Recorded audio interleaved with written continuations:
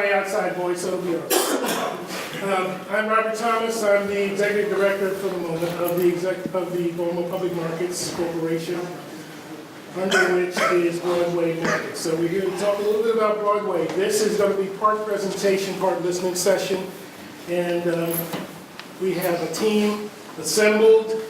There's more to the team, but we want to let you know what at least the thinking is or has been up to now. Get some of your thoughts, give you a sense of the momentum and the progress that we'd like to make and that we have made, but in all of it, make sure that we're in touch with what you're saying. Apparently that's been an issue in past developments. So, as you probably know already, well, before I go any further, this is Colin Tarbert of the Mayor's Office. He's not just standing there as my prop. He has some things to say. I'll just wrap up by saying that we have been through several development or developer proposals up to this point, and as most of you will know, we opted not to accept the ones that have been presented, including the latest one for the Broadway market.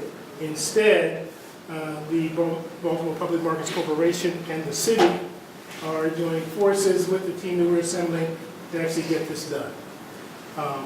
What the this is part of why we're here. What it'll be when it grows up is also part of why we're here, but we want to make sure that there is at least communication and some kind of sharing of ideas and concepts. I will tell you that whatever gets presented should be seen as conceptual and worthy of discussion. The details still have to be worked out. We're a ways from that. We are presented with a structure, or two structures, as you know, that have a history, and over the course of that history, several things have happened. So we've got to deal with that in the existing conditions. The existing conditions are not going to be determinants in full of what we're going to end up with, but they should not be and cannot be ignored. Colin from the Mayor's Office will say a few things to you. I want to make sure that you understand that public markets and the city are involved in this because it is a city-owned property, and so Baltimore Public Markets manages it, but we're spearheading this redevelopment because it ends up, at the end of the day, it's really kind of the best way for us to go on this property. Great. Thank you, Robert. My name is Colin Tarbert. I serve in two roles. So one, I'm in the Mayor's Office, and I'm also a Public Markets Board member, so that's how I'm sort of directly involved with this project. I also live in Butchers Hill, so selfishly I want a place to walk that's close by.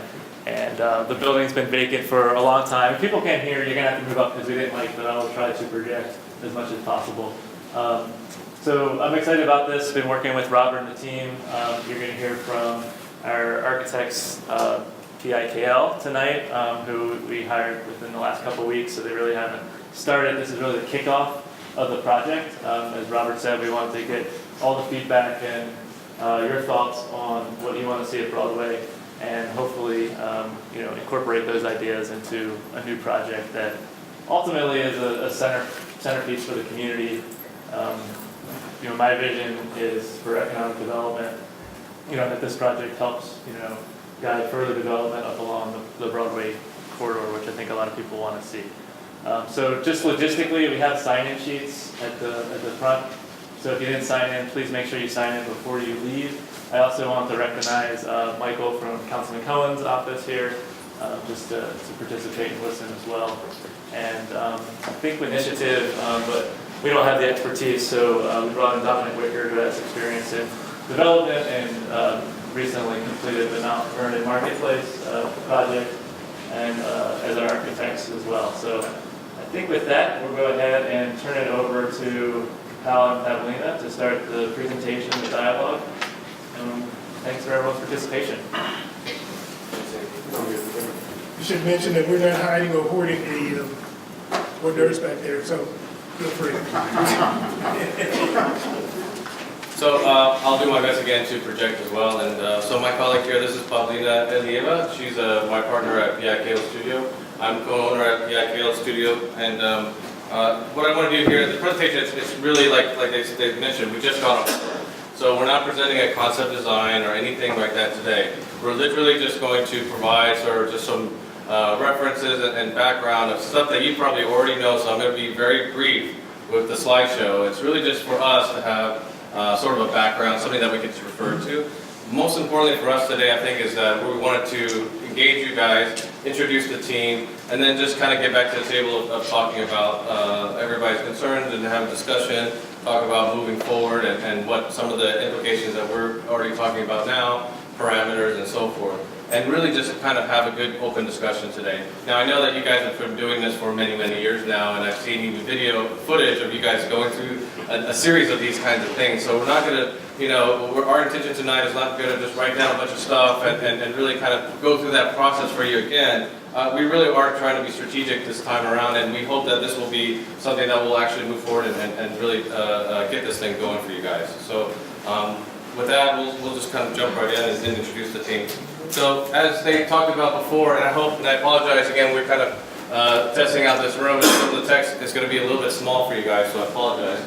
The team, as you already know, Robert Thomas is our sort of our direct main contact in terms of our being our client. Colin Tarbert is our partner in this effort. Dominic Wicker will be answering to him directly and working with the rest of the team. The community, obviously, it's you guys, right? And that's not every single organization, entity there, but obviously you guys are part of our team as well. So we want to make sure that we recognize and that we work with you guys as we're going through the process. Our team is the architectural team of myself and Pavlina. Pavlina is a principal at our firm, co-owner, program director at Morgan State University's architecture program. She's also a member of the Urban Design and Architecture Review panel. Myself, I'm actually part of the Fells Point Design Review Committee. We answer the CHAP Commission, and I'm also part of the Baltimore Public Arts Commission of BOPA. Our company is a minority-owned business, and we are a local company here in Baltimore City and in Fells Point. Some of you guys were sort of familiar faces. We've actually been a community member since 2003, 2004. So we've actually lived right in front of the Broadway market for many, many years. And now we're sort of kind of moved around, and now we're still in, we've always been, well, our business and our home is in Fells Point. So these images I'm just going to really fly through because you guys know it. Most of you guys, I would say, assuming a lot of you guys are Fells Point residences, so there's nothing new or surprising here. For us, it's really just a sense of something that we can always come back to as we're going into our discussion. So these are just quick aerials of the site. So obviously this is the south site. This is the north site of Broadway Market. These are just quick aerials from Google Map, just so we can kind of understand sort of the existing sort of context and existing sort of massing of that space. So again, I'm going to go through really quickly through this because again, most of you guys already know the existing condition of the exterior, right? So this just sort of looking around at the building, the existing transformer, the trash enclosure that's there, and obviously the structure that is there now. Focusing right now, we're looking at the north shed and the north site at the moment. All familiar face images, I'm sure. I don't know if everybody's been into the space or got a chance to, well, I guess in this current state, but that's what it looks like now, so that's the kind of the interior now. It's still sort of fragmented and set up as a multi-vendor tenant as it was, you know, when Vicky's and everybody was there previously. Just a quick stat of the space. So the actual existing building's rough is about approximately 6,300 square feet. The sort of the addition that was done in the sort of the late 70s, early 80s is about 800 square feet existing. And there's two sides of parking on the west and east side of the site. This is north, obviously, and then we have the surface parking that's existing there now. And then, of course, you know, so we wanted to kind of just show a couple of images of just inspiration and aspirations, I guess you can call them too. So obviously our first inspiration is the sort of the historic nature of the buildings themselves. I don't think we'll stand here and pretend that we know every single bit of the history since even back in its conception, you know, over 200 years ago. But we do know that there's great importance to the structure that we have left over now, right? So we want to look back and think about those things and get into more sort of understanding of that. Everybody knows, and I think here that the history of the project in some way, shape, or form. in terms of what the overall structures were and how many structures we had on site, which is approximately 4, right?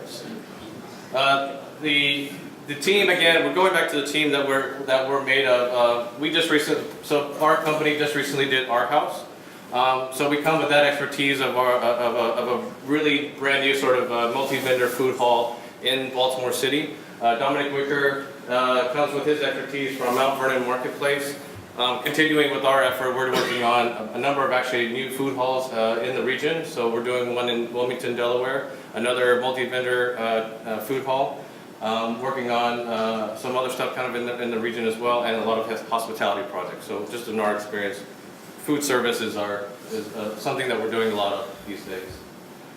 So we kind of traveled a little bit this past summer, and that's kind of a little bit when we started to kind of have these discussions with the community as well as the rest of the team. And we kind of actually ran into some really great precedents. Now these precedents are not necessarily, or case studies, are not necessarily things that we're going to reflect to this project per se, but they are exciting to us, and there's some interesting things that we want to bring to the table in terms of other case studies or environments that may start to influence the design. This is Brasile in Amsterdam. It's a really beautiful structure, and if I didn't show it in this photo, but this structure is quite long. It's over 400 feet of structure. And so it's actually a multi-vendor tenant with a series of anchors fit into it. It was actually done as a renovation, and it's actually sort of flanking along the water there in Amsterdam. It's actually really quite beautiful, and actually, if you look at it, actually a very subdued and very sort of thoughtful redesign. We also ran into a food hall out there that just recently opened. It's an old sort of factory that turned into a multi-vendor tenant, as well as a sort of a goods market. So this is Food Holland in Amsterdam as well. Again, kind of similar setup as Brasile. They're very linear, skinny sort of buildings. So that was kind of an interesting thing to see, as we're walking through there and seeing how that works spatially with seating as well as multi-vendors and so forth. This is also Food Holland. Some of this precedents that you'll see later on now is like some of the things that we talked to with our team about, just sort of things that we kind of aspire to as elements, as like things that we think are positive elements that we can maybe potentially incorporate into the design. So obviously, having vendors that would have something of a sense of gathering and having seating at some of the vendor spaces. Obviously, I think a very simple thing to do is obviously to open up the market as much as possible and bring light in as much as we can. So simple things like that, trying to bring in a series of vendors into the space and still allow this sort of as much as we can with the small space that we have, openness and so forth. A couple of just like, these are kind of interesting case studies, only in the regard of that it's actually a very similar sort of urban and spatial context. So you have a sort of a central market flanking both sides of street, and then you have sort of this sort of urban environment kind of wrapping around it. This market, I'm sure a few of you may have been there, these are actually all open to the outside on the sides, and it's actually very, very porous with lighting and so forth. And again, similar scenario where there's like an elongated sort of market. Talked about potentially how we're going to treat the parking surface as we go forward, how we should rethink that space, and if we think about how we want to potentially provide a sense of covering or something to that effect to engage public space and to engage public event at a more smaller level, sort of nothing that will be different than what we have at the South Plaza. But again, just things to sort of think about and aspire to. And really these are just sort of kickoff ideas and elements. Again, most of this is like, think about a bit of a blur of like, what could that space feel like and could that space function as. So there's not really an identity here beyond looking at how we can invigorate that space again. So, you'll talk about project goals? Yeah, I'll tie a few loose ends here in saying that as members of this community and of Fells Point, and as architects who have been involved in some of the contemporary iterations of markets, the end game that we see for this project is a successful, viable, vibrant community space. I think it's really important that this sort of reclaims the heart of Fells Point, and it becomes a very important landmark that it has been for the last 200 years. That is the ultimate goal of the project. We broke it down into 4 pieces, sort of on the bigger level. We're extremely interested in restoring the historic buildings. Clearly, from the current condition of the blocked-off windows of the north shed, the very simple gesture of restoring the arches and allowing light to flood the space is probably the biggest bang for the buck anyone will ever get, and being able to bring light and just vibrancy through it. The ability to be able to open then the doors of some of those arches, so in the warmer months people can really filter through it and bring that porosity, again, will be a game changer for that experience. All while staying within the historical character and, of course, getting the best out of the existing structure. We want to also encourage the diverse activities around there. I'll touch on it a little bit. Clearly there's going to be a food component in a very big way, but we're starting to think about how could this become a real community space. We saw some images of energizing the exterior space that can really have more of this garden and courtyard feel. It could potentially have a covered portion of structure so that the community meetings or small performances can happen in a more intimate way. Similarly, on the exterior, there's the vendors, there's the sort of the gathering and foods, but why not design it in a way where we could have additional programming happening inside too? So we're thinking about not a one-trick pony, right? Food and seating. We're thinking about how can we possibly energize every single site and element within the design to do more than one thing at all times. Something really, really important is the quality of the urban environment immediately around it. And a lot of it has to do with substantial site improvements. Clearly the amount of impervious paving immediately around the site and right in front of it is very critical. We want to be able to improve that, not just for the sake of the market, but for the sake of that entire block and the few blocks sort of in radius. We're very much interested in connecting the 2 sheds in a thoughtful way, in a safe way, so that not only they feel part of each other as one large project, but they really start to encourage a lot more movement between them as we come along. And finally, what I started with is provide a thriving and economically viable community amenity. This is extremely important because anyone can come into any kind of a project in there, but it's extremely important that we as a community come to terms with what we really want to see there, and how realistic can we be about our expectations, and how informed can we be about what works today, not what worked 100 years ago in that very same space, but how can we as residents, as business owners, and also others who visit and love our community can really enjoy this today and for the next few decades to come. And with that in mind, go to the next one, please. We started breaking these down, at least as a starting point, based on things that we've heard from the community, from many of you and from some of the previous meetings that have happened. These are not at all exhaustive lists of what could happen there, but they are a starting point, and I hope we can further them today. Some thoughts on possible problematic development of the site. On the north side, we're thinking of the possibility of eliminating or reconfiguring that non-contributing north addition, right? That facade that was going on, that sort of failing structure on the north end, and how can we rethink that to really be able to present the new identity of the Broadway market as we're approaching from the north. And it was mentioned earlier, this used to have a very important presence, and how can we restore that? Also, think of the market as a multi-vendor operation, kind of in the spirit of what we see in other places in the city and in the country and around the world, potentially with the beverage component, but all happening within the existing market structure. Definitely opportunities for new interior and exterior seating, whether it's along the arches, on both sides of the arches, spilling sort of out into the space that is currently the parking lot. But we see this being able to breathe and move and live more freely than it does today. There's a possibility, of course, it's come up through a lot of suggestions from community members, of a roof deck at that south end of the structure, which will give a pretty amazing views down into the harbor, but also increase, again, the amount of exterior space and ways of enjoying the market. That, of course, will be seasonal, and but adds additional programming. And again, that new plaza with a softer landscape, one that families wouldn't mind coming and spending the afternoon at, and sort of not being inundated with dodging traffic or even listening to it. So create really that safe environment that the community would enjoy.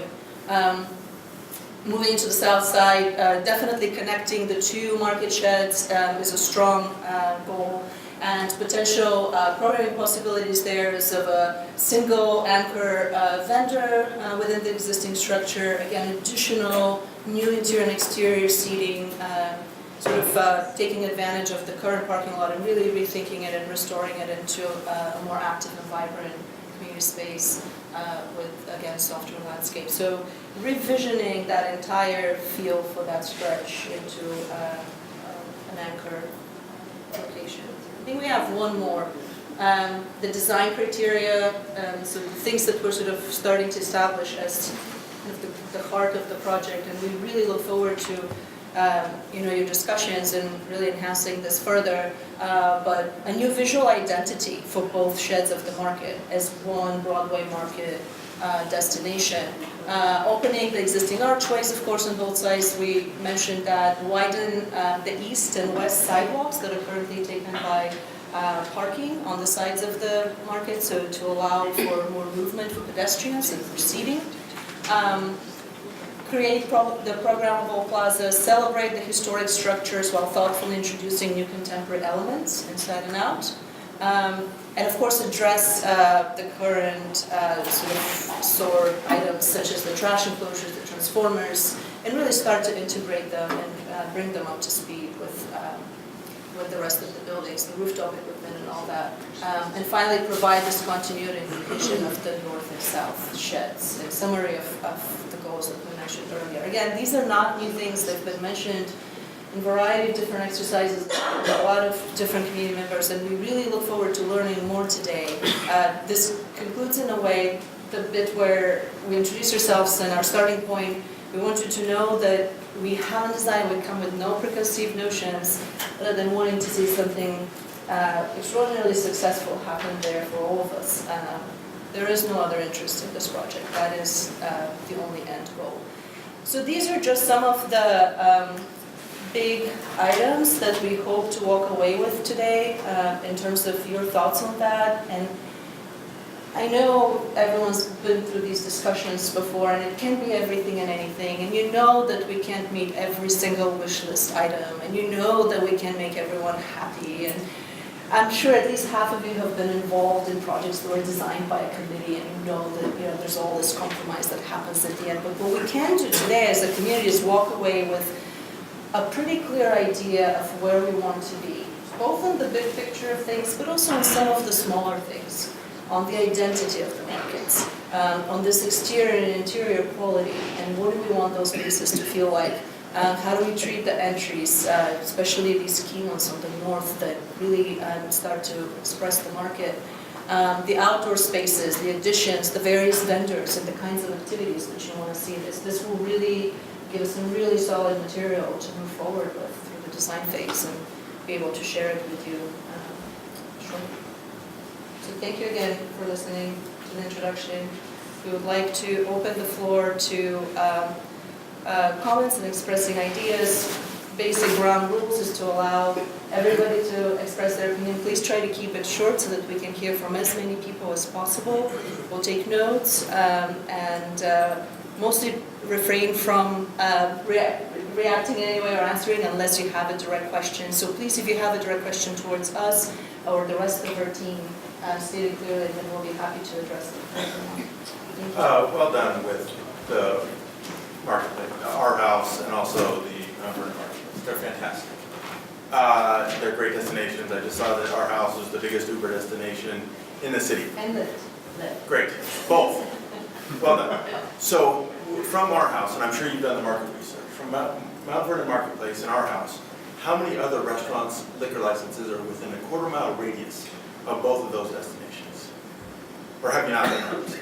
I'm sure you have. Like I said, for our house, just keep in mind, we were the design team. I'm not attacking, I'm asking because I mean- what I hear is, Yeah. we have a team that's come together, that's been very successful in food-centered marketplaces. Right. I don't know if you walked around tonight, but I didn't see more than 12 to 15 people in any restaurants. Right. So we're just adding more restaurants. Right. Is that, No, just so we're clear, because it's kind of vague. Yeah. I Just so we're clear. I think the discussion for what's going in there right now, I think it's still open. I think right now, again, we're sparking the conversation. If we go back to our house, what we learned from our house, again, I don't know the specifics and statistics about how many liquor licenses are around there. I'll just be blunt. I'm not sure. There's probably not that many. And if you guys remember with our house, when Seawall Development came into that neighborhood, they started out with Miller's Court, and they started kind of slowly incubating certain things as they go through the project. Our house was part of the three parcel PUD, which is a planned unit development. There's three parts of that there, and before that probably came about, it was actually probably a very quiet sort of neighborhood. Like there wasn't a tremendous amount of commercial. It's a different kind of and so on, yeah. environment. It really needed that amenity. This is a different. It needed a food truck. Yeah, Right, absolutely. To Right. your point, this is a more saturated area when it comes to that. And I think the reason, we've been here for 15 minutes, and I'll tell you, they have been busier Tuesdays, Right. in Falls Point. I know that for a fact. A few years ago. There's a lot of Absolutely. Sure, competition, sure. absolutely. So my point would be like, I don't know if it's necessarily like that food hall brought everybody there. I mean, it definitely invigorated and brought business to that neighborhood, but they've been sort of incubating that neighborhood for a long time. They have Remington Road going in there, and they have all these little different pieces to it. A lot of things drove urban activity there. Yeah, they needed food, sure. It had no food, it didn't have much food around there particularly. I mean, there was some great smaller, like there was the Diz and there's Paper Moon, there's probably some other local places there, but not a concentration of that. That would Right. actually invigorate community and potentially social space. That was something. If I could say something here, although that these two facilities that you mentioned, that's our experience, they might inform, but we're not looking to recreate. Okay. Right, that's my question. Is like, I think it's like how we were pitched on. no. I mean, I think Was food markets, like food vendor markets, was what that presentation was, from what I saw. And if I'm wrong, tell me. But You have a lot of restaurant owners in here that are very concerned with being saturated out in the neighborhood with declining regional, like Washington, they're just commuting Washingtonians, and you know what we're saying. So I can look around, I'll say that there are a lot of restaurant owners in here that are concerned for adding additional displacement to seats. I'm gonna leave it right there because you have a lot of other people to I follow. think No, you're I ready to, totally I get it. think No, yeah. Klaus was raising his hand, and then we'll move to the I others. just wanted to suggest or ask a question before we even talk about design, that either Colin or Robert can explain a little bit what model they are pursuing here, because the city has 5 markets and each one is redeveloped under a different model. And when you presented the team, it wasn't clear to me what your process will be once there is a design. Who would build it? Who would operate it? What kind of model are you operating with, and where's the money coming from? So, the short version is that we heard from the community before that they want this property not to be sold, so the city's going to retain ownership. It's under a lease now with the Public Markets Corporation, so that doesn't change. And right now, we anticipate it being operated by the Public Market Corporation, but whether we decide to have a third-party operator or not, but at this point, it would remain the way it is today, which is under city ownership and under the Public Markets Corporation. In terms of the funding, we'll take donations, we're nonprofit. that will come. We want to kind of create the vision that people are excited about, and then we'll have to figure out how we're going to raise the money. We do have some pre-development money. They're not working for free that the board approved, but that's going to be next steps. So you're not looking for a development partner then? No. Yes, sir. Just to address the comment this gentleman made here. I'm a resident of Fells Point and love Fells Point. It's very walkable. We have a lot of friends that come down to Fells Point, and when they come down not just for one place. They come to go bump around. So if this has something to do with food and it brings people down, it'll bring people to the other restaurants too. If it truly is going to bring all the Ubers and the Lyfts here, they're not just going to stay in the market. They're going to go all over because that's what people do when they come to Fells Point. That's why there's so many people outside. My second comment is a question, and you guys talked about connecting the two sheds.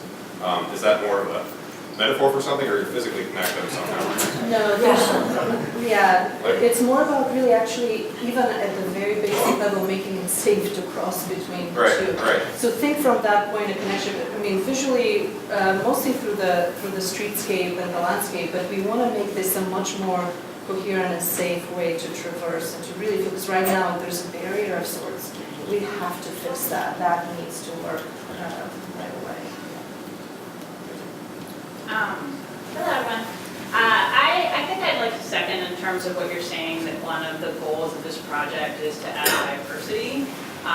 Is that in Fells Point currently, we do need more diversity of vendors. I kind of agree with Ronnie in that way, in which it's not so much, I was walking around with my mom who used to have her own flower shop up in Mount Vernon, and I do find that there lacks diversity. It's like you come down here to eat and drink, and these are the things that you do, and living 2 blocks right around the corner from the wharf rat.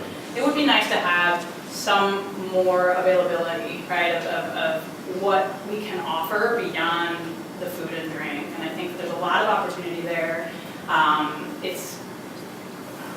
We've talked about grocery stores before and being able to buy food. We've talked about, my favorite little boutiques that are around the area. So I definitely like to see that beyond more than just more food and restaurant. Even though I love all of your restaurants.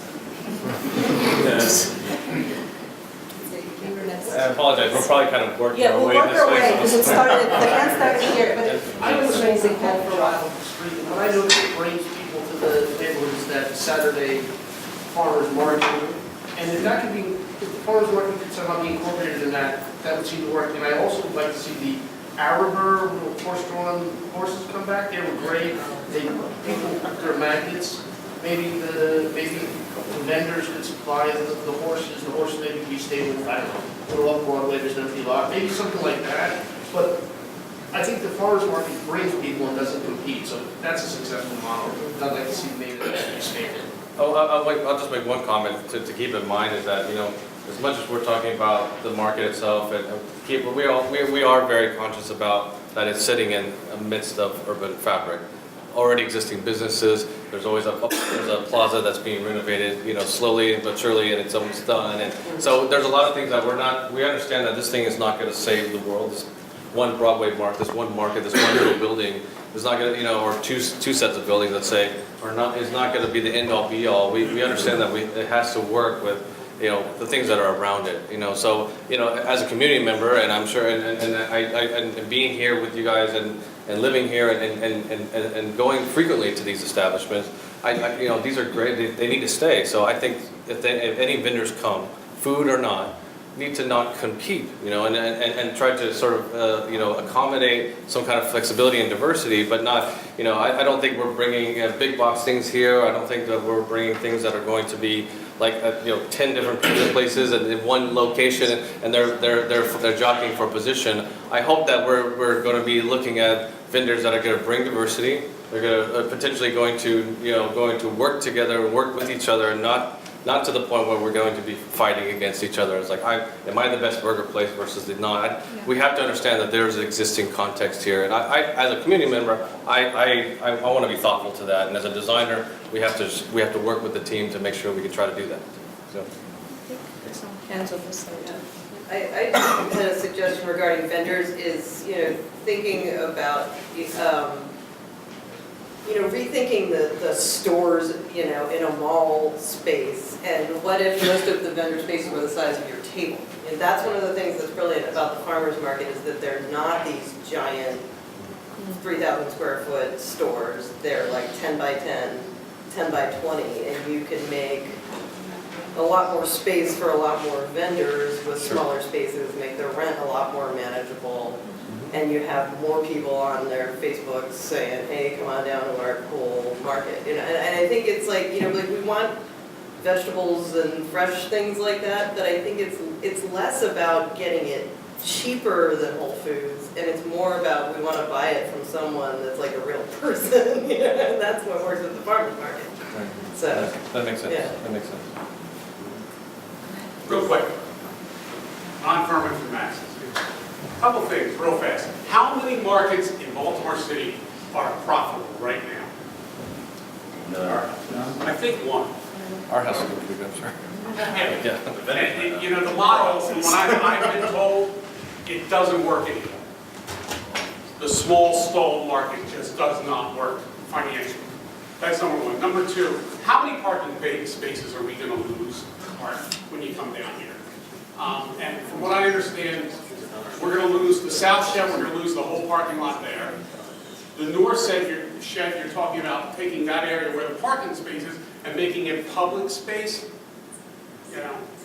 So, you know, I think we've had so many studies done about parking, and the one thing that every study came up with is we don't have enough. There's thousands of spaces under the exit. Uber is not the answer, okay? Thank you for your comment. Yeah, no, I think that these are great And comments. the last thing is, why don't we just tear down the whole north shed so it opens up instead of it creates this, you know, whatever. You can't even, the vendors, the people that have businesses along that street, they can't survive right now. They're not surviving because it's so claustrophobic. Thank you for your comments. Yeah. I want to kind of follow up on that. I don't understand why we want to say the North Building. It's a building, it's not a historic thing we want to say. I walk down Broadway every day. On the west side, there's 7 slots empty in the new buildings that we redid, 2 years ago, you know, that we built, and now there's commercial space for 7 slots on that side. On the east side, there are 4 slots plus Ding Hao. There's lots of, if we want to open up a fruit stand or a little market, there's lots of space now in buildings the city's already subsidized that are empty. We could use those, and so the question is, have you considered just having an open space, kind of like they did with the Hedger Park up north of Monument Street, where they have big arches and they have open things, they have fountains, and people go out there and eat lunch, and it's a nice place to be, but there's no commercial space. But the idea is that commercial space would go into all the empty buildings on both sides of the North Monument. But that doesn't seem to be in your plan. It all seems to be to say this building, which I don't really think anyone has an architectural reason to say that one-story warehouse. There are a couple of comments, please. So I understand a while back an idea was floated by the Atlas Group to put a 400-seat restaurant in one of these, and thank goodness that went nowhere. But I've been giving a good bit of thought to what would be an enhancement to the area, and something that we don't have to complement and supplement. And I think your slide says the possibility is to have a kind of a retail anchor in one of the buildings, and then maybe those stalls in the other one. And I have a suggestion for a retail anchor, actually, something we don't have. If you go up to New York, there's a retail place called, believe it or not, the Broadway Panhandler. Here we are on Broadway. And it's upscale. It's got its own, in the interior of it, it's got its own like configuration of stalls and so forth. I think with all the new residential coming in, something like that would be a tremendous enhancement. And it could be an anchor. It would draw people into the area because there's no place in Baltimore where you have something, maybe Williams and Sonoma over in Cross Keys, but check out the Broadway Panhandler. It's very cool. And the other thing that would be on my wish list, which maybe others would be a kind of a wine bar with a jazz club connected to it. Again, we have a lot of music down here, but we don't have a lot of music for, I don't want to offend anybody, mature adults who just want to come down. Have you been to Bertha's on Tuesday and Thursday night? It's really awesome. You gotta get there. Well, I know every night. Good point for a little. Sorry, Darren, you've been trying, I know. Sorry. And I know everybody's been trying. We're going to do our best. I'm sorry. I had a question. Is there a design reason for why the single vendor anchor is in the south market as opposed to the north? Or is that just because the south is more desirable? Is there a design reason? There's a design reason. As it stands, the North Shed actually has the opportunity to open up a lot more on the periphery. It's the more flexible building of the two. It's a taller space. I mean, from all the examples that we've seen in more contemporary iterations of these kinds of buildings, that is actually the more desirable building to retrofit. I think the South Shed has a different quality to it, and it's kind of more one structure with just 4 entrances on the side. So from a design perspective, that would be the main consideration. And also it provides an opportunity to energize, further, so it's creating that barrier again. The Lower Market, many years back, had a flower shop in there. It had a lot of things in there, and those things can be recreated and become a part of this community. The Upper Market, if the developers had not just emptied out the sides and left it empty, they were the ones who killed the market. The market was very viable over there too. And the buildings are historic, they do have importance, and they have value. One of the things that was there was a PUD that was saying, second story picture of Cooper, take it back to what it was, your photograph. And people had talked about at that time, even putting a catwalk or a certain space up top and making that community oriented there. And it was also to block the trash that's on either side, up top and back. And at the same time, just thinking about, I agree tremendously with connecting the two and making that act as a unit, because Eastern Avenue was developed many years ago for east-west truck traffic. When they finished that, they didn't push the traffic back up there. They allowed it to come down to Fleet and Alisana Street. When they redid Fleet, which was a shorter term thing, they didn't push it back to Eastern, they pushed it to Alisana Street. Alisana and Fleet both were tremendously more pedestrian friendly. It was less traffic, it was less get people through the neighborhood, but keep people in the neighborhood. Making a transition, whether it's by stop signs, by certain materials that slow the traffic down, move the traffic out, get the Central Avenue Bridge built, and get people out of here in a different way. There's a lot of ways to make that space very viable, very important to this community. Great back. Kind of start working this way. Yes. Sorry. Hi, I'm Denise Whitman. I thought a lot about this North Market, and Charlie was right that it was successful until the developers came in with the PUD and chased everybody out. But I think now for it to be successful and to activate that block, it's going to have to become a destination point. Yeah. Absolutely become a destination point. And in trying to think of things that would make it a destination point, the one that glaringly sticks out to me is a seafood market. Baltimore is known for its seafood. Maryland's known for its seafood. But it's real hard to get here in Baltimore City. If it became a seafood market with maybe several different seafood vendors, I think it would be a draw throughout the city for people to come here.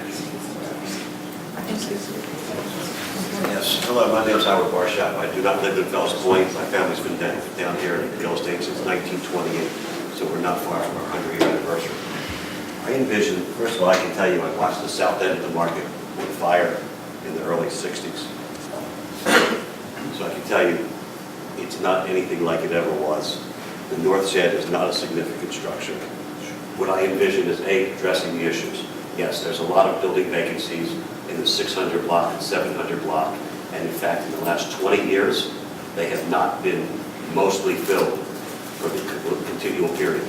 That tells you there's too many retail spaces, whatever the retail is, whether it's food or not food.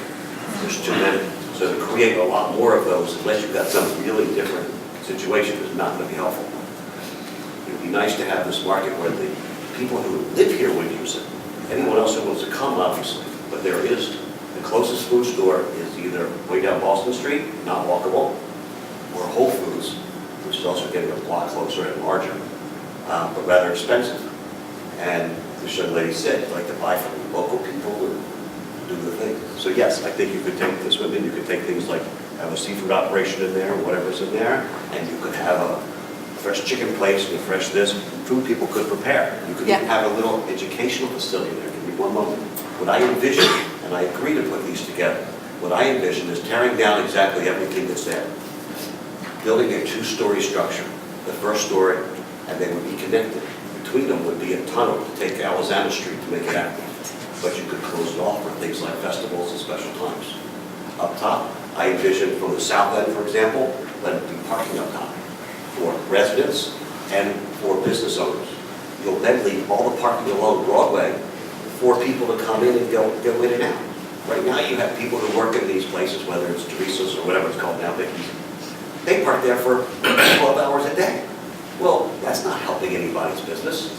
That's very detrimental to people's business.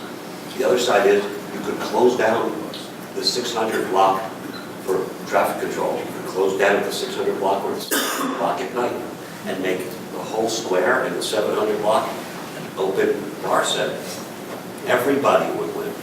But to go put in more bars in a restaurant formality like anything close to our house in that market, you will see a massive kickback of other restaurants to the downside. And they are all owned by small businesses, and they are owned by local families that have been here for literally decades. I can tell you we have 4 or 5 restaurants. I don't think one of them has had an increase in sales in the last 5 years. So to put competing things there would not really be fair to them. That would also hurt the tax base. The other side of this, as one of your drawings, you had open seating from the perimeter. Well, that wouldn't be a fair thing for the city to put in that space because you can't get a storefront to be open. You can't get, say, folding glass doors because the Historical Society won't allow it. So that would be very disadvantageous. You probably have a lawsuit. Don't forget the rooftop deck. Okay? Mention the rooftop deck. But you would probably get a lawsuit from me because you wouldn't allow me to do anything historically that does that. But you're going to go take something that quote-unquote has some historic value and go open it up to open seating? No. I'll tie that up in court for a decade. Okay? It cost me $500,000. I'm not going to do that. But you need to address what do the people in Fells need? Now, I need half and half, I need bread. okay? I agree. You need things like that. Yes, you need some exactly. eggs and bread and that kind of stuff. Can we give an opportunity to the people of Fells Point to tell us what they need? Thank you so much for your time. I just feel like the word destination should be up there every time we talk about this. I live in Fells Point now, but before that I lived in North Baltimore. And 30 years ago, I came down here every week to get my vegetables, to get my chicken, to get my seafood, and I just feel like we don't have anything like that. And the R House is wonderful, but as far as for down here, it leaves me really cold. The other thing is, if you've gone to Europe, you see these plazas that are used in the morning for one thing, the vegetables and the flowers and everything, and then it turns over by noon for food and beverages. So I'm just saying, I think we have such an opportunity here that we have to think outside the box, and it has to be, how do we drive people here? I'm on the Fells Point Main Street Board, and we know how hard it is for businesses, and the last thing we need is more competition. Understood. Thank you so much. Comment and then just a question. So piggybacking on this gentleman's suggestion for a cook shop sort of thing, I have no idea what that one is in New York. I'm sure it's really cool. It is. But one of the things that I think could be interesting to consider are activity-oriented things, and a lot of cooking shops or cookware shops have classes as well, which is something that, I know there's one in Hamden. I don't want to have to go to Hamden to do something like that. I would rather stay here. So just thinking about what activities might pair with something maybe doing it. And then the question is, and I don't know if this is premature, but I'm just curious about, in addition to thinking about, what does this neighborhood want and need, how do we think about what values are driving what's going to be inside the market, both for us and for the city of Baltimore? We're not that far, I don't know if it's a mile or 2 miles from what's going to be the food hub when it's all completely launched and open. There's a lot of push for Baltimore businesses and minority businesses. How do we take, what the vibrancy is in the larger area around Fells Point and really make sure that that's reflected in the market as well? And I just don't know where that is in the process. It's certainly on the agenda to discuss today. This is why we're coming together as a community, because that tone and that attitude about what do we want to see here and where artists has to come from us. We are the end game. We are the end client and the customer. This is the place that will be successful if we support it and if that happens in the spirit of the neighborhood. I think to some of the comments, and I'll come to next, regarding the fact that the businesses are struggling and all of that. We moved in Fells Point when there was no Harbor East or Harbor Point or any of those. So I think we will do ourselves justice to recognize that our restaurants and shops aren't struggling because, there's just too many of them here. It's because there's more happening in our city and because the interest from various destinations moves around. And Little Italy was the first one to scream and say, people aren't coming to restaurants anymore, we have to modernize, we have to repackage, to reboot and be able to draw people again here. Because Little Italy was one of the hottest places to go to dinner 10 years ago, and so was Fells Point. And there's other things happening. We need to become that destination again. We need this big Fells Point identity and move that will be beneficial for everybody else here, because people are going elsewhere and we need them to come back here. And that won't happen with, the main heart of Fells Point not being vibrant. I think we are invested in really making that succeed. Yes.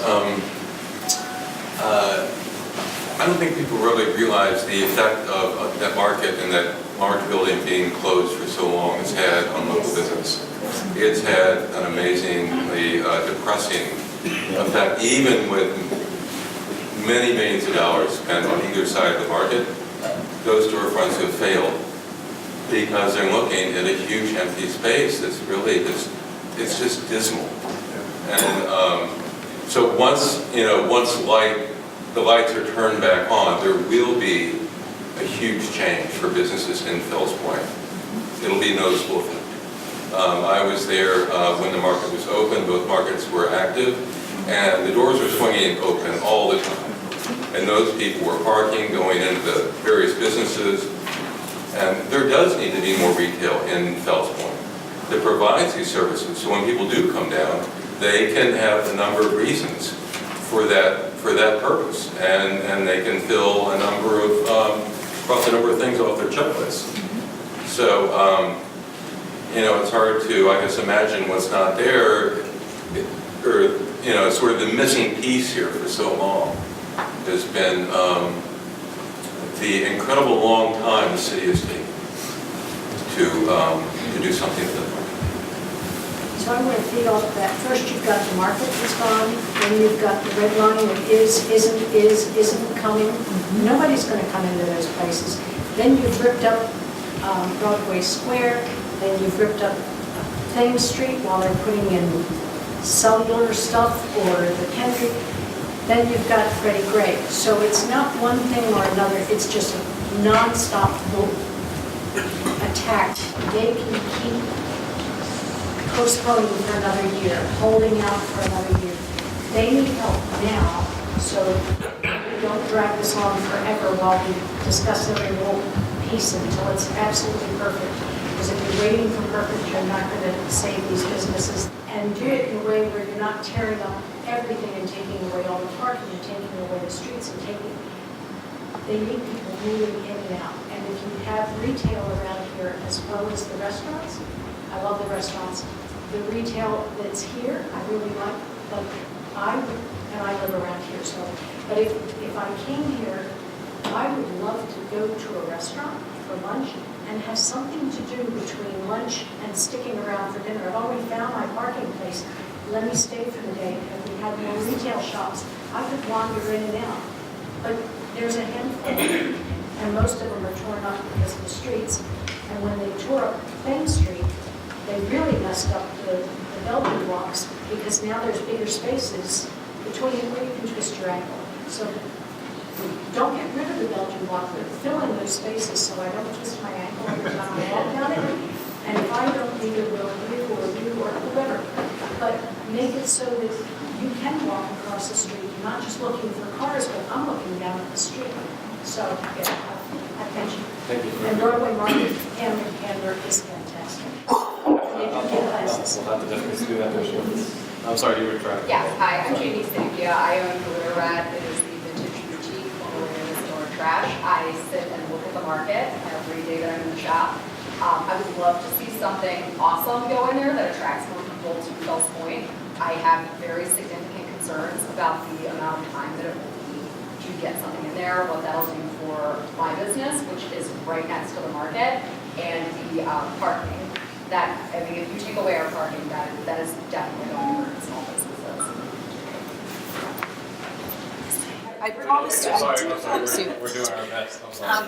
A couple thoughts. I really like your inspirations, your thought that went into that, opening up the space, opening up the windows. I think that is vital to the success of both the streetscape and whatever goes in the market itself. So thank you for that thoughtfulness.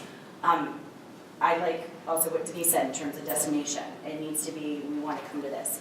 I find that a bit incongruous with you saying wanting to continue the feel from the north to the south and then have a vendor marketplace and boom, one big anchor tenant. I think that really disrupts the flow that you're going for. I would hate to see a large anchor tenant restaurant. The market concept doesn't directly compete with the neighboring restaurants, and having worked in Fells Point restaurants and being close with many Fells Point restaurant owners, for the most part, it's a very cohesive group that knows that something that brings people down is going to be good for everyone in the long game. I think a large anchor tenant, especially with outdoor space, does a disservice to the businesses already here. With the outdoor space, whatever you do with that space, be it covered, atrium, flexible, I think it's really important that that also be open to the existing businesses. So if it's going to be you can take your lunch out of the market that you just bought at a prepared food shop and sit outside, I think local businesses also need to have the use of that space in addition to the market. And then the last thought on parking. We're getting rid of both surface parking lots. I'm totally against. I don't think you can do that and get rid of the side parking. Because you're looking at not only getting rid of those two lots, which would come up to like 33 spaces or something like that, plus that side parking, plus that side parking is actually a loading dock during certain hours for those buildings. So then you're pushing that loading area off onto the other side of the street, further disrupting other businesses. So I don't think it can be an all in the parking. Yeah, we wouldn't allow that to happen, to disrupt other businesses and push our loading on them. Right here in the front, sorry. Hi, since we want to make it a destination and obviously energize the space, have you thought in terms of using part of the space as an entertainment venue? Where we could have plays, where we could have musical events, something like what we see on Harbor East. Because if we bring entertainment and the type of entertainment that is not currently in Fells Point, we would bring people in. We'd be selling tickets, people would come in, they want to see the play, they want to hear a particular group play. Have you given any thought of having an entertainment venue as part of this concept? I think that in that regard, I think it's hard to see like just one.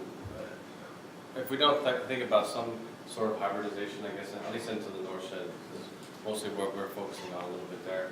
Is that I think that might be kind of tough to just have one single kind of program without and understanding that there's like sort of like 24 hours in the day and seeing like what's going to happen throughout in the morning, midday, night, and so forth.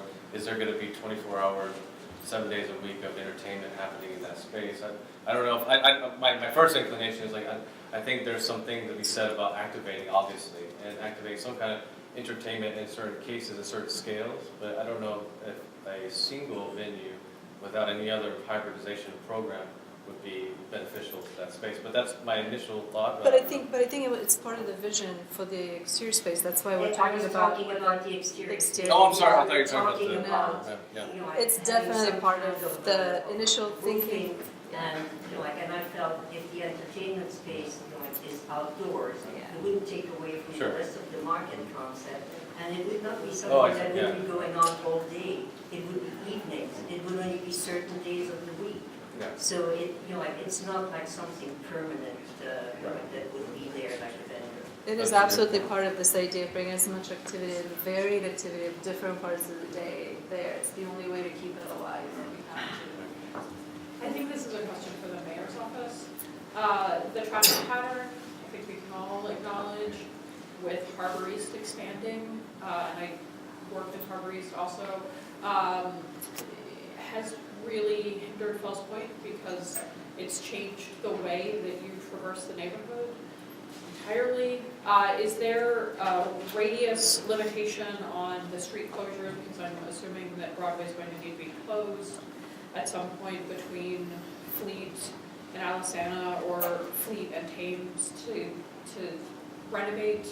Is there a limitation to how much street closure can happen within a radius? Because that Alisana from Eden to President is a nightmare, and they're moving at a snail's pace with that expansion of Harbor East. Yeah, I mean, this will go through the permitting process, and so if there's a street closure, although I don't think they'll have to close Broadway. Streets. But, Okay. yeah, I mean, they'll all Well, I think But what's those good for apartment- construction on that is that we have the staging area south in the open space, and because a lot of the renovation will be interior and all that. If there's something, you'll be very, for a brief period of time if needed, but I don't. Is the infrastructure completely there, like the strength of the water, the strength of the electric, like? It's all part of the design process. See, yes, please. I heard all the comment about destination, and it's terrific to be able to bring people in from outside the area, but I don't think, we shouldn't forget that this is a pedestrian-friendly area. And what would be equally as valuable if we could look inward and encourage the folks who live within a convenient walk to avail themselves of what's here. Keep in mind, we've got 3 large apartment complexes that are coming online, at least 3 that I've read about recently, plus whatever's going to happen over at Harbor Point. And so there should be a tremendous buildup of people living in the area who can walk to these amenities. I think we want to be mindful of that as well when trying to play to our strength. And that promises over the long haul to be a really valuable component of what this neighborhood surrounding the area is like. I guess the word destination is not so much just for the outsiders to come in, but a destination to go to get your vegetables, milk, bread, To go. To go. To go, whether it's to get bread or milk. Right. All these things that we're talking about are very good suggestions and very good ideas. And I think the general gist of the thing here is that A, this market needs to have a business plan of what's going in there, and B, something has to happen. From my perspective, I'm tired of driving past, walking past, seeing this thing, as somebody said, it's nice, right? You tear it down and put a park or a fountain there, I mean, that's great. If you turn it into a grocery sort of food market, that's also great. It's just that my concern is not seeing that thing until they break ground in 2027. And, maybe this is a question for Baltimore markets. Is there a funding mechanism in place for this, or is this still kind of speculative with development? It's not going to happen in 2027. It's going to happen sooner than that. Okay. I'll be dead. I'm not interested in waiting. So we're working on the funding mechanism. As for any project, we got to find one. Unless somebody wants to write us a check, we have to find one.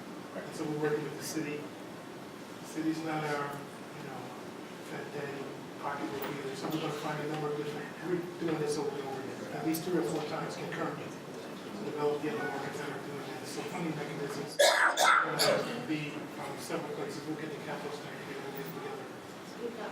Preferably long before 2027. I just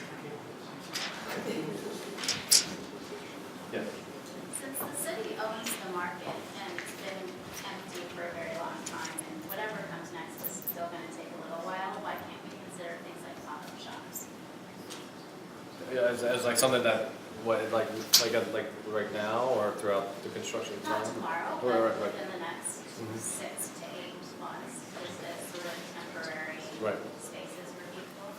I mean, that could be a very interesting concept to like at least have some kind of campaign to really kind of liven this space up and clean it up as much as we can. And we talked about, like just clean it up, just get stuff out of there and just even incrementally just try to make some effort and try to go forward.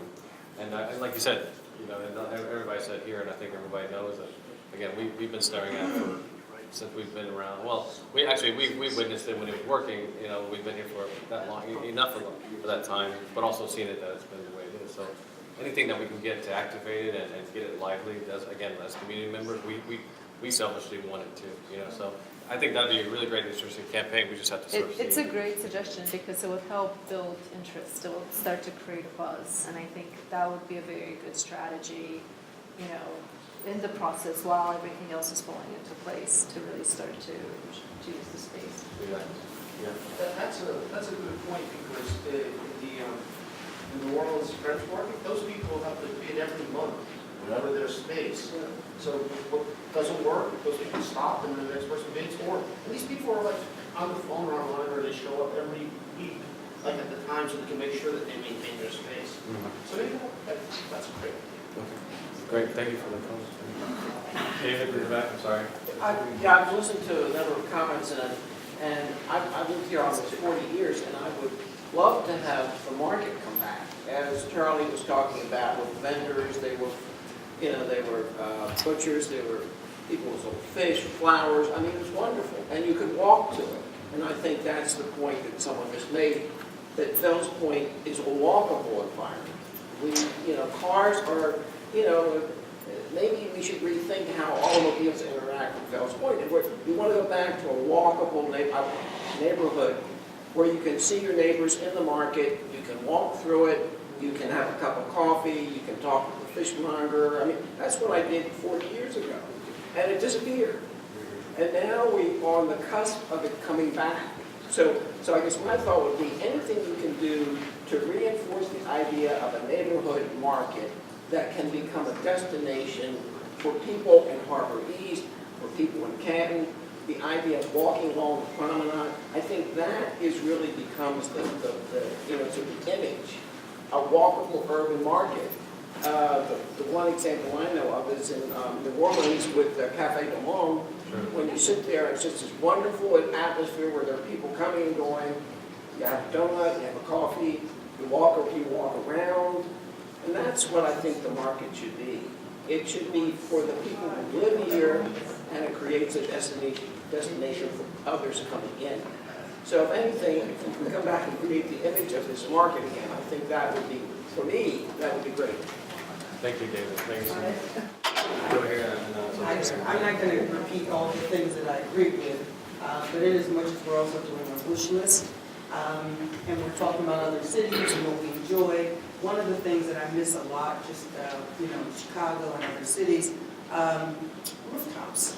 And so I'm hoping that we won't rule that out because it's always a wonderful thing to do when actually in Fells Point year round. So we do sidewalk cafes year round, so why not rooftops year round? And it's something that we don't have a lot of in terms of our. The city doesn't let us. I would love to. You can make a variance for it though, and then they can allow the business owners to have variances as well. I'm just saying. It's not impossible. I haven't, but it's definitely a missing link for, again, a destination, however you might put it. Couple things as far as with all the development around Fells Point, it's more, I'm just wanting to make sure we get something that makes it more spacious to where it's not claustrophobic like somebody mentioned. The hardest part is the destination ideas is great, especially during the winter. We would have someplace to go that would be a market, that would be something like that. Trying to combine the north and the south. It has to be combined over the Alisano somewhere, or just something strictly on one north side, and then develop something that's spacious, that's more versatile for on the south end. Anything that can fit in and open up is my little concern here. Somebody mentioned about where the stores can open up to the street, which would be great, and they said the historical people wouldn't agree with that. I think they would agree with it if you know, the Pendry could get, you know, the walkway to go in front instead of around. I mean, I'm sure we could get something to go, because we need to do something that would be, something that would make this more spacious than what it is, because we're going to be having huge buildings all around us, and this would be like a go-to destination that at least you feel like, okay, I'm getting away from the whole city. Thank you for your comment. Well, a really important thing with the idea of opening it up, it's like, if you put glass in those archways, it'll be like this, where you're like, well, the light's coming in the daytime, right? And you don't have, you don't necessarily have to put 100 doors down the side. Where you need it to be open is on the ends. Because it's not, it's not just the feng shui nightmare of Fells Point, it's actually the gate. It's like, that's our door to the neighborhood. If you're driving in from anywhere else, those two markets are the doors. So we need signs and something nice that goes past the markets, but we also need the ends. Both the end shops now are like these closed things, and you can't pass through, like vertically going up Broadway. And I think that's the direction that you really got to get the traffic to go, more than the side doors. That's the primary access anyways, yeah, anything else will be secondary. And I have one other comment, which is if you're gonna get a single vendor, and and I'm not 100% like that's the way, but if you're gonna get a single vendor, what we need is like a mini Trader Joe's or a mini H-Mart. If you could find a way to get the stuff in, for a grocery store, would be happy like about that. one of those, Yes. that would be Yes. the ticket. They don't operate on that scale, that's the problem. I just came back from New Orleans a while ago, and I mean, I love the French market, and the foods there were not competing with other foods. There were just a couple of stalls there, and the foods were very unique, but they weren't competing. And you had nice vendor space, things were open up. I think if we are gonna get this successful, and we're really gonna push this thing to the full limit and make this a destination, all right, we do need to open up some more parking, get rid of some of the parking. And I think we need a parking garage. And I think we need a Broadway somewhere. All right, I'm kind of a troublemaker. I'm up in Fowles Point. I mean, up in Fowles Prospect, but, we know from dealing with things that if you have a vision, and I think that should be part of the plan, is to get more parking in this area so people could come park and then walk. I mean, we're making a destination, you have to have some place for them to park Yeah. to get here. It's And not, there is- it's not all just. If you look up and down Broadway, there's space to do these types of things. So anyway, as a business person, I'm gonna try to push for that. Okay, great, thank you so much. You have any? Yeah, I wanted to add, I came from Columbus, Ohio, and they had, the North Market it was called. And it was 2-story, but the upstairs was just around the edges to where the light would go down in the center. And they would have microbrewery tasting, wine tasting above there, but they still had the market going on, so they had stuff that would be different, that would bring more people in, even though the market was bringing people in. It had more stuff there that would bring other people that weren't in the community that would want to go try the wine tasting or the microbreweries and stuff like that. So that's something that, because we need the light, and just opening it up, having the tall sides and having the tall windows and stuff would be doing that, and having just the possibilities. I think we're kind of, what time do you want to? Yeah, it's almost 10 of 8, so probably around 8. Okay. So I think we're getting closer to 8, so well, there may be a few of these, so we were going to try starting slowly to get to a wrapping point. That's a very good question. Has any thought been given to tie Broadway Square, with the Broadway markets? Because it's crossing that Lancaster Street. It would really liven up the space once the markets are done. That you could cross at Lancaster, wouldn't have to worry about traffic. So your whole space, would be a lot larger and probably would be more active. That's great. Well, I mean, that's kind of one of the reasons why we're looking at definitely between north and south side, that there would be the sort of, we kind of talked about earlier, like it's not necessarily a physical structural connection, but there's definitely something that we said about trying to at least draw some. I think what she's saying is you actually would close that like half a block of Lancaster Street. Just the street, Right at the yeah. top of Broadway, so when you drive down, Right, you exactly. loop all the way around Thames, you know, which is Right. not a bad thing to consider. I mean, one of That the is an reasons interesting it's there, decision. because there's parking right in front of it Right. right now, so if Yeah. there weren't, then it's not Right. really There might be necessarily, something we that's said. kind of the train of thought. But that is a great point, that's a very good point. Are there other, exactly, yeah, totally. Are there other questions and comments? Yes, please, I'm sorry, yeah. You have a huge job ahead of you. Right, and I also think, like, in terms of identity, I think it's a complex problem because you have various stakeholders here. As a resident, you know, my neighborhood is a playground for everyone else in the city, apparently, and in the county. And we've all experienced it here. I want all the businesses to be successful because I'm happy to see when I'm walking down the street that there's actually people putting things on their sidewalk now because they're not getting stolen or destroyed. So I'm seeing things moving in the right direction here. But I do always want to keep in mind this is my home. And I really want that identity to reflect that in a way, that this isn't just, again, I love the fact that it's a destination. I think it is a destination. We have one of the most beautiful views that I get to walk out every morning and see. But I do live here. I want to make sure that in that way, in that identity, that we do reflect a little bit of us, that we're more than just like come in, have your entertainment, walk out, kick that dentist plunger on your way out every Saturday. So. I'm right behind you. Fred, One thing that would contribute to that would be south of the North Market would be a place for children to play safely while their parents sat out and That would be relax. huge. Yeah, I mean, some statement about families are welcome here and would be huge. Definitely. Maybe one more, and then we can maybe wrap up with a couple of closing comments. Yeah.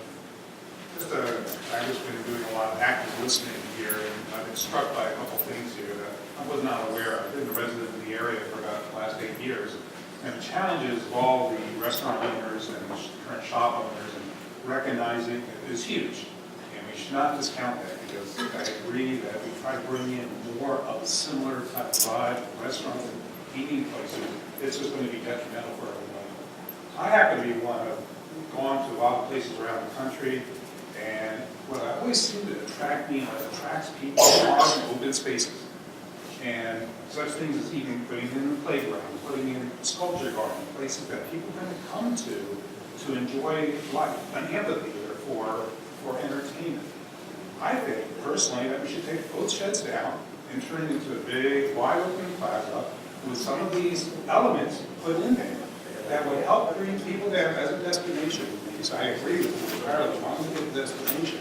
We can make a destination by putting in softscape and just unique features like the Pearl Street Mall in Boulder, Colorado. And then the retail will come, help fill in the gaps that we currently have up along Broadway. Don't put in new stuff. Create an environment that people will want to come down to. A parking garage is going to be important. That's true too. And then, not just along Broadway, but side streets along Fleet and Eastern, over 50% of those storefronts are currently vacant. We're in strong economic times right now, and they're still vacant. And so, we really, if we have an ability to bring people in, it might create more of the demand for the retail, some of the other type of market concepts that we have. So, people talk about thinking outside the box. Encourage maybe thinking outside the box and look at what we want to feel like as a community here in Fells Point. I love it here. The reason why we're all here is because you all love it. And we want to see it successful. Let's think outside the box. Thank you for your comment, but I think it's important to note that we're not exactly adding new stuff. The markets have been around for close to 200 years. And they've only been a little bit inactive for the last 5, so to speak. But in a way, this isn't going to break the machine. This is part of the machine. It's always been a part of it. But it is true that we have to think outside of the box and think of how can we reset, revive it, But and what how I can see it is get the to the next level? machine barely hanging on right now. And a strong economic. It needs to be, I think Brooke was speaking Yeah. and that, I just wanted to, I'm Brooke Chairman, I'm one of the state delegates for this area, and I live on Lancaster Street. So I don't want to talk for too long, because I've talked to Pavlina and Kapow before, and I'm sure I will again. I just really wanted to thank everybody for coming out on such a cold and blustery night, with Councilman Cohen and Delegate Klippinger and Lewis and Senator Ferguson. You know, we're here to help support the Markets Corporation and you all to make sure that this can be a vibrant and amazing space. I think all of us know that it can be, so I just wanted to say thank you, and if you ever have any concerns, feel free to reach out to any of us. Thanks. That might be actually a great segue to kind of sort of maybe kind of wrap up and say a few. I just want to finish. Yeah, go ahead. Sorry. Owner of Marketplace at Fells Point. Average retail restaurant space is 18 to 22 bucks a square foot. He's asking for 40. That's why. I think do you want to? Should we say something last minute? Do you guys want to? I think we wanted to use kind of the main key points that we came with.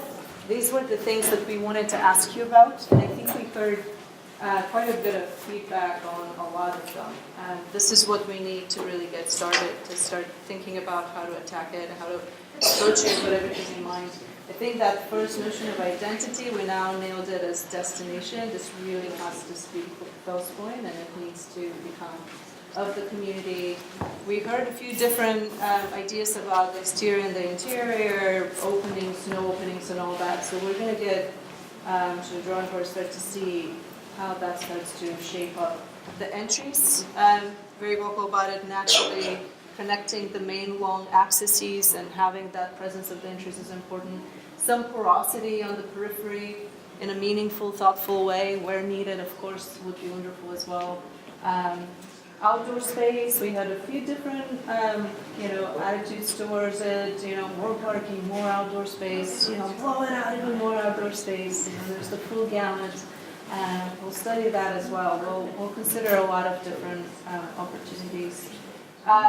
The additions is really referring to handling kind of the north end of the North Market that has that kind of added on piece. Do we want to see more things sort of appear on the ends? I guess historically the market has had some kind of a vendor that really energizes the space outside. We'll study a little bit of that too. Vendors, we heard a lot of comments. There's a lot of wonderful businesses and restaurants around. What can we bring in the area that would help strengthen them and not necessarily a direct competition? I think we heard some ideas of vendors that can actually add on to the area and not take away necessarily from the restaurant vending around. And then activity, big deal. You're right, people come to our neighborhood to spend the day, spend the afternoon. And they'll eat breakfast, and they'll stay for lunch, and they'll wander the streets for a while because it's wonderful, and because in the window shop or even better shop. So we need to give more reason for them to stick around longer into the day and into the night. And we need to find more activity for ourselves to be able to enjoy our own neighborhood in its best space. Those are some of the things we're hearing. Of course, nothing is that simple. We're going to start addressing those. We hope to be able to come back to you with some, more specific ideas now in due time. For our next meeting? I don't know. Do we have? We have to kind of consult that. I mean, we have kind of a strategic sort of schedule. No, I don't think we soon as that. Like you said, like Robert can't wait that long, so we gotta move fast. But I think I wanted to say really quickly though that I appreciate your patience with us. We're doing our best to kind of make sure that we can hear you guys, and so just keep this in mind that everything that you guys say is super important to us. We're writing notes. We have people back there writing notes, and we're gonna put this into documentation and record this and get that back out to you guys and make sure that we know that everything that you guys are saying is what we have to listen to. It is very clear. It's not an easy project. And obviously it's been sitting there like that, so I mean, obviously it's not something that we can just do overnight. We have to work at it, and we have a trusted investment in this. This is our neighborhood too. So I don't want to see it fizzle out. So we don't want this to. You don't want to see another architect up here. That's gonna really get bad, right? So and so I want to be your. We want to be your last architect, and we want to make sure something happens. So we're gonna do our best. You just have to kind of be patient with us as much as you can, and we're gonna do this thing together. And I think at the bottom line, the only word I can think of is balance. We have to find some kind of balance between this. It's not a Star Wars pun, I know it's coming out, but I mean, and I'm a geek to that, but at the same time, it is something like that. We can't make everybody happy in this room. That's just not realistic. And we have to make some incremental sort of evolution to that space. If we don't, then we're going to stare at it for another 20, 30 years. So we got to move, right? So, yeah, so no, you can't wait. So, Are you have some contact information if any of us want to? yeah, so just, I was just going to say, if you do, please, if you can, just do the sign-up sheet before you take off, and we can sort of kind of collapse that. I think there's going to be many parties between all of us to try to communicate with, and we'll keep you guys engaged. Again, our job is to communicate and be the steward to these guys. And there's also a simple website with an email on there. Help out, give us more ideas. This is not the only place you can really talk about it. Take the time, send an email, let's keep discussing this. Thank you guys again. Thank you all for coming. This is an impressive turnout. You can see what does not happen in other community associations. So, you're doing good. I like this. That was good.